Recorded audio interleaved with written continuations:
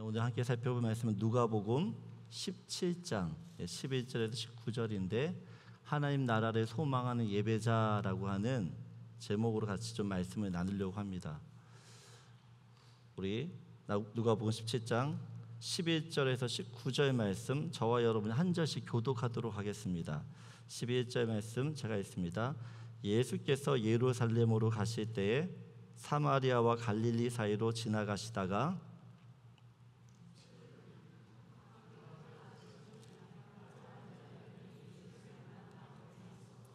소리를 높여 이르되 예수 선생님이여 우리를 불쌍히 여기소서 하거늘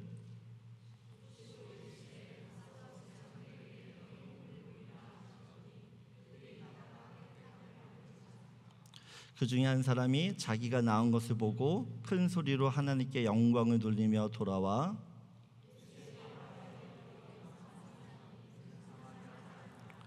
예수께서 대답하여 이르시되 10사람이 다 깨끗함을 받지 아니하였느냐? 그 9은 어디 있느냐?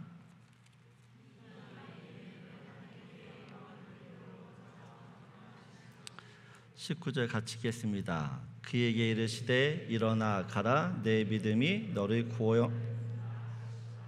아멘. 네, 예수님이 전파하셨던 하나님 나라, 그 하나님 나라는 어떤 나라일까요? 여러분, 하나님 나라의 본질은 예수님이십니다. 예수님. 우리가 하나님 나라를 장소적인 개념으로 이해하게 되어지면 그 하나님 나라는 죽어서 가는 나라가 돼요. 죽어서 가는 나라.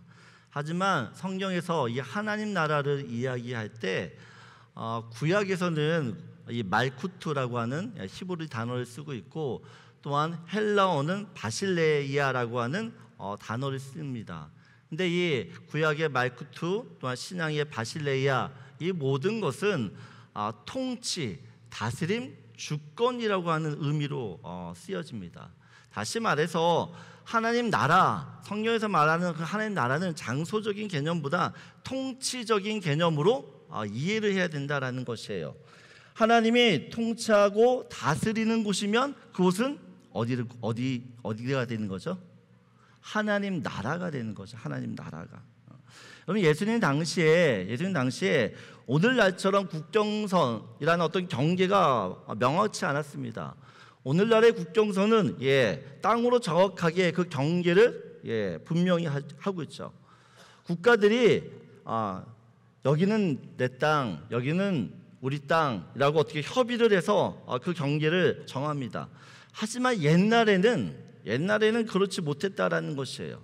그렇다면 그 옛날에 예수님 당시에 그때 나라들은 어떻게 경계를 나누고 정했는가입니다. 여러분, 나라와 나라 사이에 어떤 경계선상에 사람들이 살고 있어요. 사람들이. 이때 그 사람들이 누구를 왕으로 모시고 사느냐에 따라서 저 나라가 되고 이 나라가 된다라는 거죠. 왕이 얼마나 멀리 떨어져 있는가 이건 상관이 없습니다. 내가 지금 누구의 통치를 받고 있느냐, 나는 지금 내 왕으로 누구를 섬기고 있느냐, 여기에 따라 나라가 결정되어지는 것입니다. 어디에 살고 있느냐의 장소의 문제가 아니라 누구의 통치를 받느냐에 따라서 나라가 결정된다는 것입니다. 여러분, 밴쿠버 공항에 가면 우리 미국으로 가는 터미널이 있죠. 여러분, 여기 미국 출입국이 있습니다. 그런데 그 미국 출입국은 캐나다 폴리스도 RCMP도 함부로 들어갈 수가 없습니다. 그것은 치해법권 지역이에요. 분명 캐나다 땅입니다. 밴쿠버 공항 안에 있어요. 그런데 그곳은 캐나다가 아니라 미국 땅이에요. 미국의 통치를 받고 있기 때문에 미국 관할이라는 것입니다. 그래서 이 미국으로 들어가는 그 출입국을 지나가게 되어지면 미국 도착하면 따로 뭔가를 할 필요가 없어요. 그냥 통과지. 여러분, 하나님 마찬가지로 우리 세계 각국에 대사관들이 있습니다. 미국 대사관들이 세계 곳곳에 있는데 우리나라에도 광화문에 있잖아요. 이제 옮길 거라고 얘기는 하는데 여러분, 분명 장소적으로는 미국과 떨어져 있어요. 하지만 이 미국 대사관은 한국 사람도 함부로 들어갈 수가 없습니다. 한국 대통령도 마음대로 왔다 갔다 할 수가 없어요. 왜냐하면 미국 대통령의 지시를 받고 있기 때문에. 여러분, 분명 한국 땅에 있어요. 근데 저기는 미국이에요. 하나님 나라도 마찬가지라는 거예요. 하나님 나라도. 하나님이신 예수님이 이 땅에 오시면서 하나님의 통치가 이제 시작되어지는 거죠. 예수님이 그 왕 대신 주인, 왕 대신 그 하나님께서, 예수님께서 이 땅에 오시면서 그곳에 머무르는 곳에 하나님의 통치가 임하면서 하나님 나라가 시작되었다라는 것이에요. 여러분, 우리가 앞으로 살게 될, 예수님이 지금 살고 있는 그 하나님 나라, 그 하나님 나라는 어떤 곳입니까? 계시록 21장 1절에서 4절을 보게 되어지면 앞으로 이제 우리가 살게 될 그 나라가 어떤 나라가 될 것인지를 보여주는 장면인데, 우리 한번 같이 읽겠습니다. 또 내가 새 하늘과 새 땅을 보니 처음 하늘과 처음 땅이 없어졌고 바다도 다시 있지 않더라. 또 내가 보매 거룩한 성 새 예루살렘이 하나님께로부터 하늘로 내려오니 그 준비한 것이 신부가 남편을 위하여 단장한 것 같더라. 내가 들으니 보좌에서 큰 음성이 나서 이르되 보라, 하나님의 장막이 사람들과 함께 있음에 하나님이 그들과 함께 계시리니 그들은 하나님의 백성이 되고 하나님은 친히 그들과 함께 계셔서 모든 눈물을 그 눈에서 닦아주시니 다시는 사망이 없고 애통하는 것이나 곡하는 것이나 아픈 것이 다시 있지 아니하리니 처음 것들이 다 지나갔습니다 라고 이야기해요. 여러분, 하나님 나라는 어떤 곳입니까? 눈물도, 사망도, 애통도, 슬픔도, 아픔도 없다라고 이야기해요. 질병도, 정신병도, 스트레스도, 또한 욕심도, 다툼도, 갈등도 없는 곳이에요. 이런 세상에 예수님이 오시면서 우리에게도 일어납니다. 마태복음 4장 23절 24절을 보게 되었지만 같이 읽겠습니다. 예수께서 온 갈릴리에 두루 다니사 그들의 회당에서 가르치시며 천국 복음을 전파하시며 백성 중에 모든 병과 모든 약한 것을 고치시니 그의 소문이 온 수리아에 퍼진지라. 사람들이 모든 앓는 자, 각종 병에 걸려서 고통당하는 자, 귀신 들린 자, 간질하는 자, 중풍병자를 데려오니 그들을 고치시더라라고 이야기합니다. 그럼 예수님께서 사람들에게 이 천국 복음, 하나님 나라의 복음을 전파하자마자 어떻게 해요? 사람들 안에 있던 그 모든 병, 모든 약한 것들, 이 모든 것들이 고쳐집니다. 각종 병에 고통당하는 자들, 또한 귀신에 들려서 괴로움을 당하는 그 모든 자들이 자유케 되어져요. 여러분, 예수님이 이 땅에 오시기 전에는 우리들의 삶, 우리들의 인생은 병든 삶이었어요. 귀신에 잡혀있는, 사단에 잡혀있는 그런 삶을 사는 사람이었어요. 하지만 예수님이 이 땅에 오시면서 또 예수님이 가는 곳마다 귀신이 쫓겨나고 병든 자들이 고침을 받고 죽은 자가 다시 살아나고, 또한 이 자연, 바람과 풍랑이 예수님의 말씀에 순종을 해요. 예수님이 오시는 그 곳은 세상과 전혀 다른 곳으로 변화되는 거죠. 하나님의 통치, 그 예수님이 그곳을 통치하고 다스리기 때문에 일어나는 일이라는 것이에요. 그래서 예수님이 사람들에게, 바리새인들에게 이런 이야기를 하죠. 마태복음 12장 28절을 보면 같이 읽겠습니다. 하나님의 성령을 힘입어 귀신을 쫓아내는 것이면 하나님의 나라가 이미 너희에게 임하였느니라 라고 이야기합니다. 그래서 예수님께서 사람들의 안에 있는 그 귀신들을 쫓아내었을 때 어떻게 했냐고요? 그곳에 이미 하나님 나라가 임했다는 거예요. 하나님 나라가 임했기 때문에 어떻게 해요? 귀신들이 쫓아나간다라고 이야기를 하는 거죠. 여러분, 예수님께서 이 땅에서 공생의 이제 사역을 시작하면서 예수님의 통치 또한 같이 시작이 되어집니다. 그런데 예수님이 있는 곳은 늘 한정적이죠. 제한적이잖아요. 예수님이 있는 곳은 하나님 나라, 하나님의 통치가 있는데 예수님이 없는 곳은 여전히 하나님 나라가 이루어지지 않는 거죠. 그래서 많은 신학자들이 하나님 나라를 설명할 때 하나님 나라는 이미 이곳에 왔다라는 것이죠. 하지만 그 나라는 완전하지 않다라는 것입니다. 예수님이 오시면서 하나님 나라가 이 땅에 왔지만 온전하지 않은, 완성되지 않은 하나님 나라라는 것이에요. 하나님 나라라는 거죠. 그러면 언제 이 하나님 나라가 이루어지냐?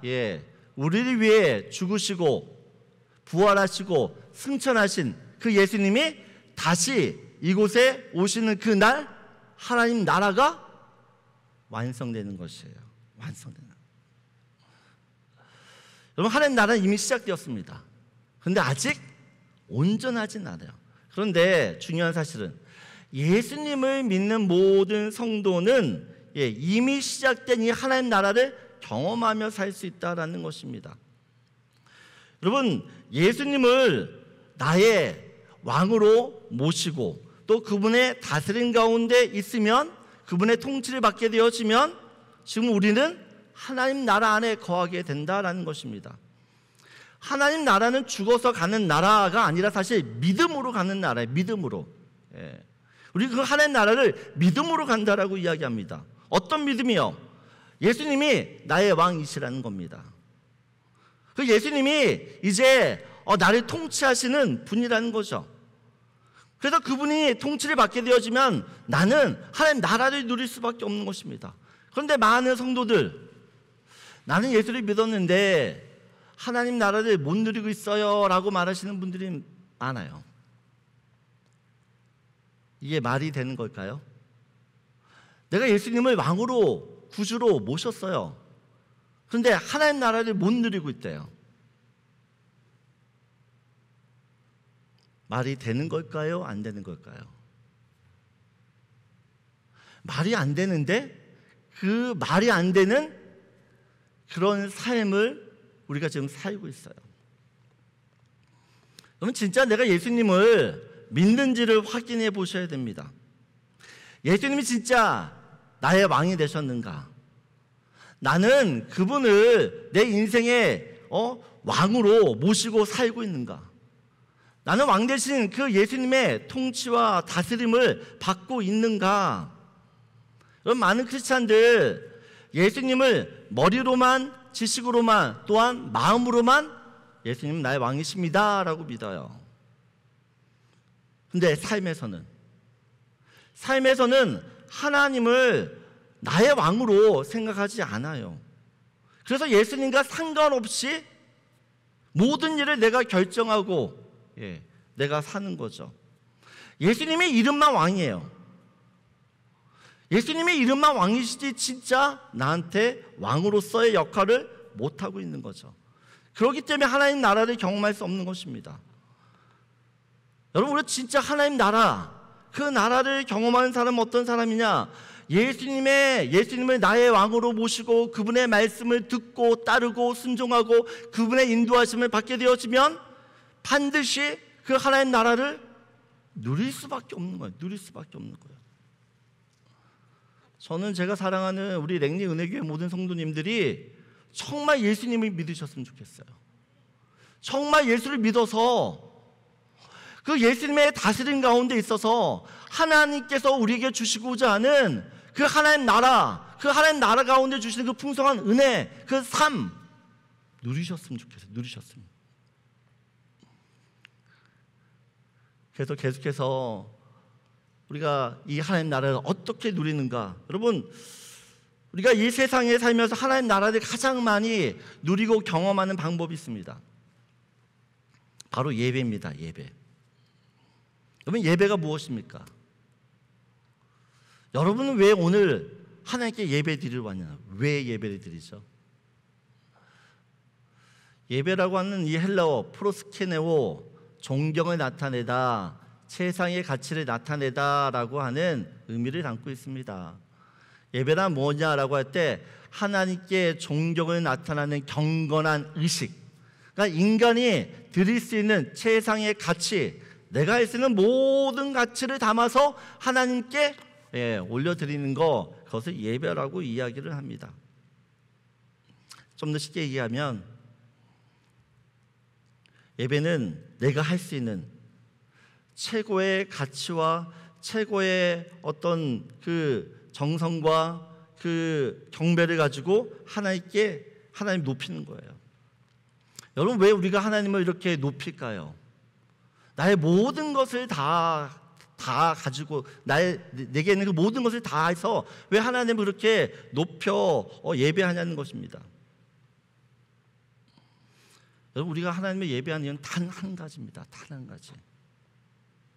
하나님께서 죄 많은 우리를 구원해 주셨기 때문이에요. 그래서 예배는요, 하나님이 나에게 베푸셨던 그 은혜가 얼마나 큰지, 그 은혜가 얼마나 대단한지를 깨달은 사람만이 하나님께 예배할 수 있어요. 오늘 본문을 보면 나병에 걸린 10사람이 등장을 합니다. 예수님 당시에 이 나병 환자는 짐승보다 못한 취급을 받으며 살아야 했어요. 왜냐하면 나병은요, 특별히 이 나병은 하나님께 저주받아서 생긴 병이라고 생각을 했습니다. 그래서 이 나병은 회복 불가능한 병이에요. 불치의 병입니다.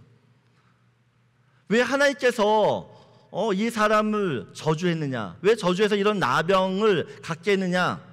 하나님 앞에 용서받을 수 없는 큰 죄를 지었기 때문입니다.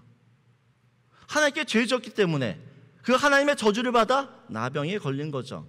그래서 이 나병이 한번 걸리면 평생 죽을 때까지 고통과 절망과 비참함 속에서 외롭게 살다가 죽어야 돼요. 외롭게. 절대 공동체 안에서 들어올 수 없습니다. 오늘 14절을 보게 되어지면 이 나병 환자들이요, 예수님한테 우리를 좀 고쳐달라고 이야기해요. 그때 예수님께서 말씀하십니다. 같이 읽겠습니다. 보시고 이르시되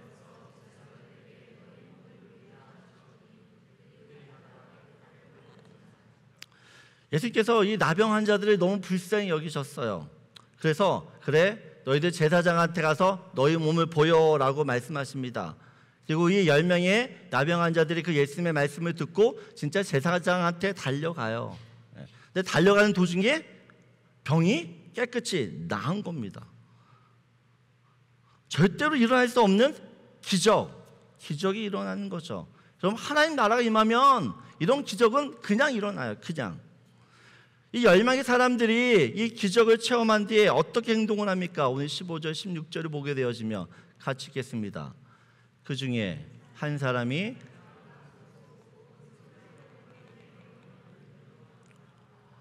예수의 발 앞에 엎드려 감사하니 그는 사마리아 사람이라고 이야기합니다. 그러면 10명 중에 9명은 다 죄가 있길로 가요.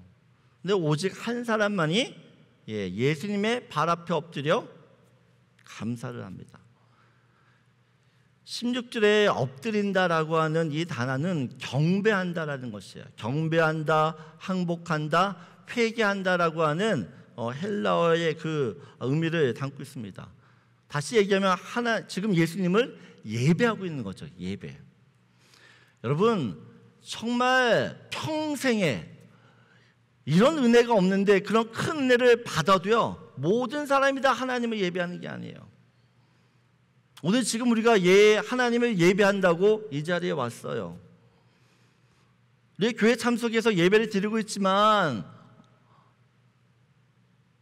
하나님을 예배하는 사람도 있고 하나님을 예배하지 않는 사람도 있어요. 어떤 사람이 하나님을 예배하느냐? 이것이 정말 하나님의 은혜구나라고 깨달은 사람, 그 사람이 예배를 드려요.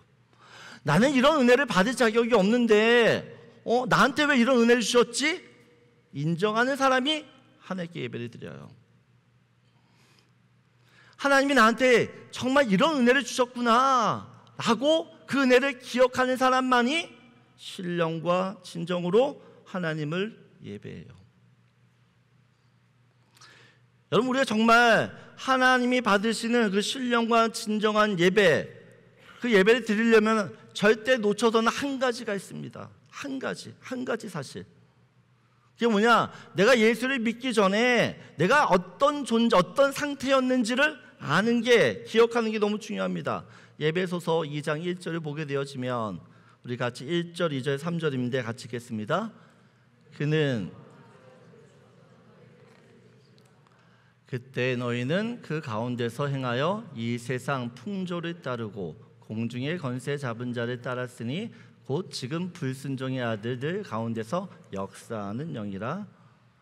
전에는 우리도 다 그 가운데서 우리 육체의 욕심을 따라 지내며 육체와 마음에 원하는 것을 하여 다른 이들과 같이 본질상 진노의 자녀였더라라고 이야기합니다. 여러분, 예수님을 믿기 전에 저와 여러분의 상태가 어떤 상태입니까? 1절을 보게 되었지만 허물과 죄로 죽었다라고 이야기합니다. 여러분, 우리는 다 예수 믿기 전에 다 죽은 사람들이에요. 다 죽은 사람. 2절을 보게 되어지면 이 세상 풍조를 따르면서 불순종의 아들들 가운데 역사하는 영, 사단의 종노릇하며 사던 인생이었다는 겁니다. 3절을 보게 되어지면 우리 육신의 욕심을 따라 내 육체가 내 마음이 원하는 대로 그렇게 살아서 늘 어떻게 해요? 본질상 하나님으로부터 진도를 받게 되어지는 자녀였다라는 거죠. 이런 우리를 어떻게 해요? 하나님이 살려주셨다라고 이야기합니다. 여러분, 제가 복음 성경 공부할 때도 늘 설명하는 내용이지만 제가 총신대 다닐 때 여름과 겨울마다 섬으로 선교를 다녀갔어요. 진목도라는 섬입니다. 한 10년을 다녔던 것 같아요. 제가 그 섬에, 한 섬에만. 근데 제가 3학년 때 팀장이 됐거든요. 이제 가서 열심히 이제 봉사도 하고 전도도 하고 있는데 이제 목사님이 저희 팀한테 너무 수고한다고 오골개를 준 거예요. 오골개, 까만 닭이잖아요. 진짜 보도 못한 닭인데 그 닭을 주면서 요리해 먹으라는 거예요. 요리해 먹으라고. 생닭을, 살아있는 닭을. 그럼 닭을 어떻게 죽이죠? 닭을 어떻게 죽여요? 목을 비틀어야 되잖아요. 근데 제가 대학생이었으니까 이게 목을 비트는 걸 아나요? 모르죠. 우리 회의하다가 야, 닭을 잡자. 어떻게 잡냐? 야, 고통 없이 한 번에 죽이자. 고통 없이 한 번에 죽여야지. 얘도 얼마나 불쌍한데. 그래서 어떻게 해요? 닭을 잡고 목을 잘랐어요. 닭이 죽었을까요? 살았을까요? 목이 없는데요. 한 5분, 한 10분은 막 뛰어다니는 것 같아요. 피를 차차차차 흘리면서. 여러분, 죽은 닭이에요? 살아있는 닭이에요? 네? 아니, 돌아다닌다니까요. 네? 죽었어요? 살았어요? 죽었다는 겁니다. 여러분, 모든 사람이 다 산 것 같이 보이죠? 다 살아있는 것처럼 보이죠? 예수를 믿지 않으면 다 죽었어요. 다 죽은 거예요. 죽었는데 예수님이 죽은 우리에게 영원한 생명을 주셨기 때문에 다시 살아난 거죠. 다시. 죽음이 없는 인생을 살게 되는 것입니다. 여러분, 죽음이 정해진 인생은요, 이 세상에서 아무리 행복한 삶을 산다고 하더라도 그 끝이 불행하기 때문에 절대 행복할 수가 없어요. 하지만 예수의 생명, 그 영원한 생명이 죽었던 우리에게 들어오면서 우리가 다시 살았어요. 부활했다는 것입니다. 새로운 존재가 돼서 영원한 그 하나님 나라 천국에서 살게 되었다는 거죠. 여러분, 내가 과거에 어떤 존재인지를 깨닫면 내가 지금 하나님께 드리는 이 예배는요, 감격과 감동과 감사가 넘칠 수밖에 없어요. 보세요, 나병 환자. 평생을 정말 어둠 속에서 지옥 같은 인생을 살고 있었어요. 지옥 같은 인생. 근데 예수님을 만나면서 나병이 나았잖아요. 하나님 나라를 경험한 거죠. 그러자 이 나병 환자가 어떻게 그 예수님을 예배합니까? 조용히 예배해요? 조용히? 할 수 없이 마지못해 억지로 와서 예배합니까? 그냥 아무런 감흥 없이 냉랭하게 그렇게 예배를 합니까? 여러분 절대 그렇게 예배 못 드려요. 그래서 오늘 15절 보세요.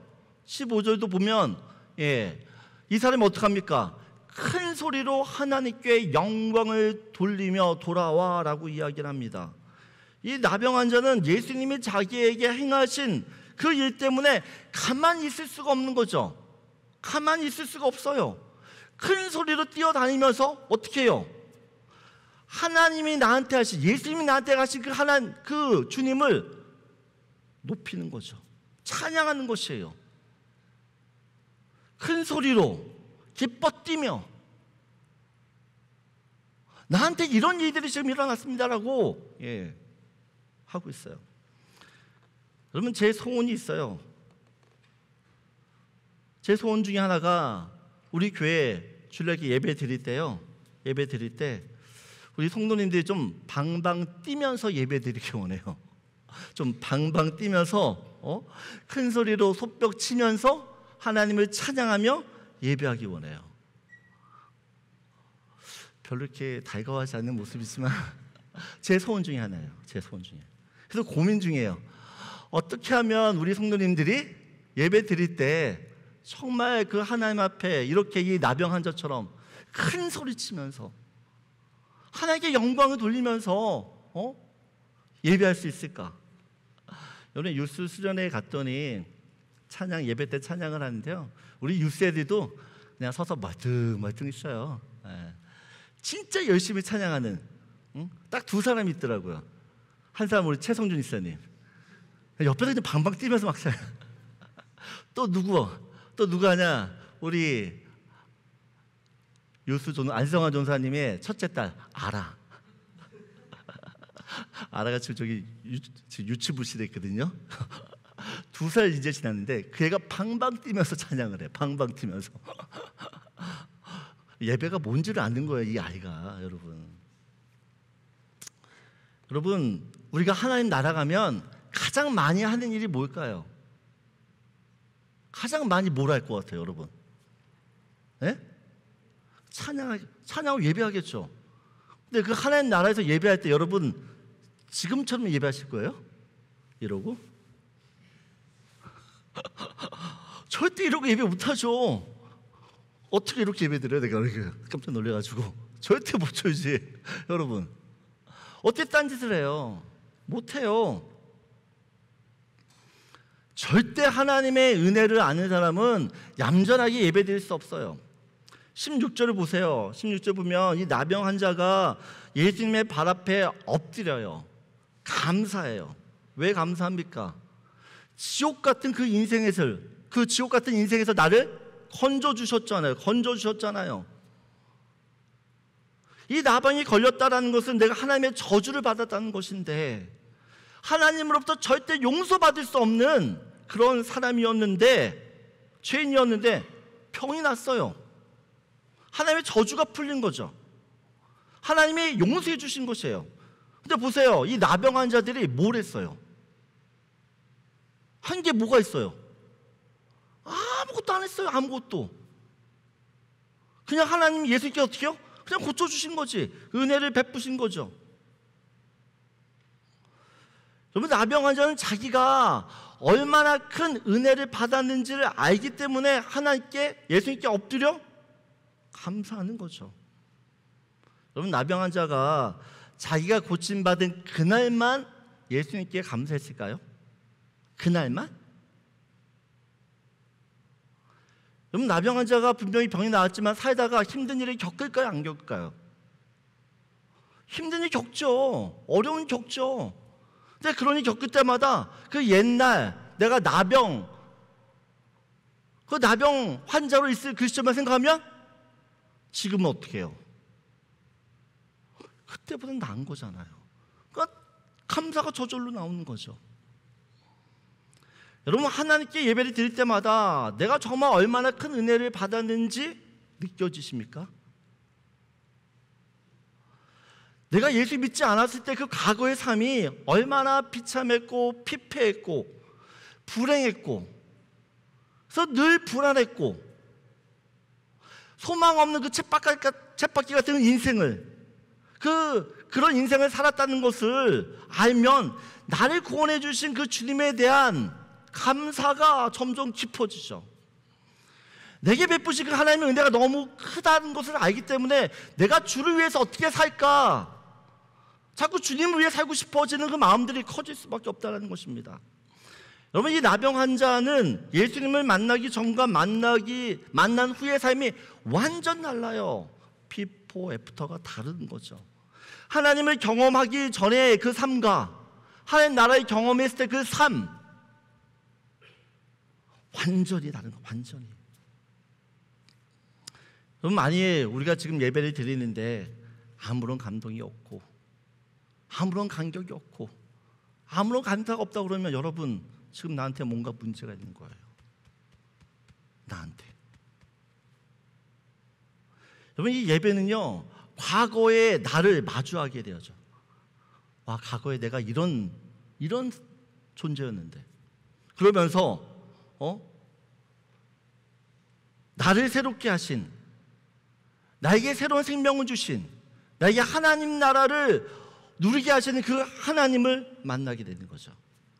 그래서 그 하나님을 만날 때마다 하나님이 내게 하신 그 놀라운 일들을 내가 기억하면서 하나님을 예배하기 때문에 여러분, 가만히 예배드릴 수 없는 거예요.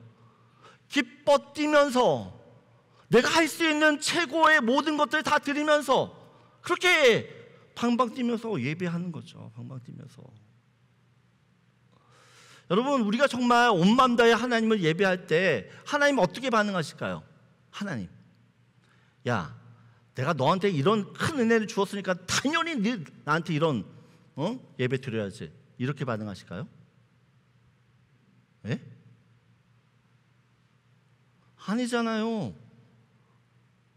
우리가 예배할 때 하나님은, 야, 너는 내가 준 은혜를 잊지 않고 기억하는구나, 그 은혜를 기억하고 나를 예배하는구나, 너 참 대단하다, 기특하다라고 하면서 어떻게 해요? 그런 예배를 드린 우리에게 더 큰 하나님의 은혜를 부어주시지. 여러분, 하나님이 어떤 분인지 우리가 아셔야 됩니다. 여러분, 특별히 우리가 하나님을 예배해야 되는데 어디서 예배해야 되느냐? 어디서? 특별히 하나님께서 우리한테 여기서 예배 드리자라고 이야기해요. 출애굽기 29장 42절 같이 읽겠습니다. 이는 너희가 대대로 여호와 앞 회막문에서 늘 들을 번제라. 내가 거기서 너희와 만나고 내게 말하리라. 그러면 지금 하나님께서 이스라엘 백성들에게 어디서 만나자고 이야기하죠? 어디서? 회막문, 성막, 성전입니다. 하나님께서 이스라엘 백성들에게, 야, 내가 너랑 만나고 싶어. 어디서? 성막에서. 성막에서 만나자. 그리고 그 성막에서 내가 너한테 말할게 라고 이야기하는 거죠. 그럼 하나님께서 성전에서 우리와 만나시겠다라고 약속하셨어요. 그러면 우리가 예배할 때 하나님은 지금 어디 계신가요? 여러분, 지금 예배 드리는데 하나님 어디 계세요? 하늘에 계세요? 어디 계세요? 여기 계세요. 여기 이 자리에 있어요. 여러분, 하나님이 이 자리에 있다는 것은 하나님의 통치가 지금 이곳에 이루어졌다는 것이고 하나님 나라가 지금 이곳 가운데 임했다라는 것입니다. 그래서 여러분, 하나님을 예배할 때 하나님의 통치가 아주 강력하게 일어나요. 그 하나님 나라가 이곳 가운데 임하기 때문에 예수님께서 천국 복음을 전하셨을 때처럼 그 병든 자가 고침을 받고 귀신이 쫓겨나고 여러분 인생의 문제들이 다 풀려지는 은혜가 있는 것이에요. 아멘이십니까? 여러분, 예배를 통해서 우리 하나님 나라를 경험할 수 있어요. 이 예배를 통해서 하나님이 우리를 다스리고 통치하시는 것들을 누릴 수 있다는 것입니다. 저는 우리 교회가 하나님을 예배할 때마다 이 하나님의 강력한 통치를 여러분들이 받기를 원합니다. 하나님 나라를 예배 가운데 내가 경험해야지 내가 이 세상 사람들한테 하나님 나라를 전할 수 있는 거죠.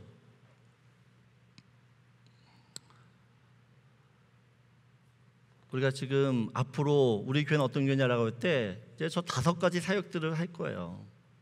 가장 먼저 세상에 소망하는 예배예요. 소망하는. 근데 무엇을 소망하냐? 하나님 나라를 소망하는 거죠.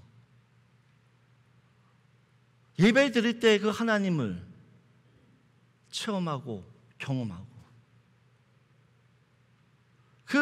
이 예배 가운데 하나님을 체험했기 때문에 세상 사람들에게 내가 만난 그 주님, 내가 경험한 그 하나님 나라를 전할 수가 있는 거예요. 여러분, 하나님 나라를 경험한 성도는요, 하나님 나라를 소망할 수밖에 없어요. 우리가 살고 있는 이 세상은 정말 살기 힘든 세상이에요. 악한 세상이에요. 그런데 이 험한 세상 가운데서 하나님 나라를 품고 사는 사람은요, 인생의 고난, 고통, 어려움, 힘듦이 있어도요, 이것을 이길 수 있는 힘이 있어요. 그 하나님 나라 때문에. 그래서 여러분, 제가 누누이 말씀드리지만 주일 예배 목숨 거셔야 돼요. 이 예배 가운데 하나님의 임재와 하나님 나라와 그 하나님의 통치를 경험한 사람만이 세상 가운데서도 그 예배를 통해서 하나님을 만날 수 있죠.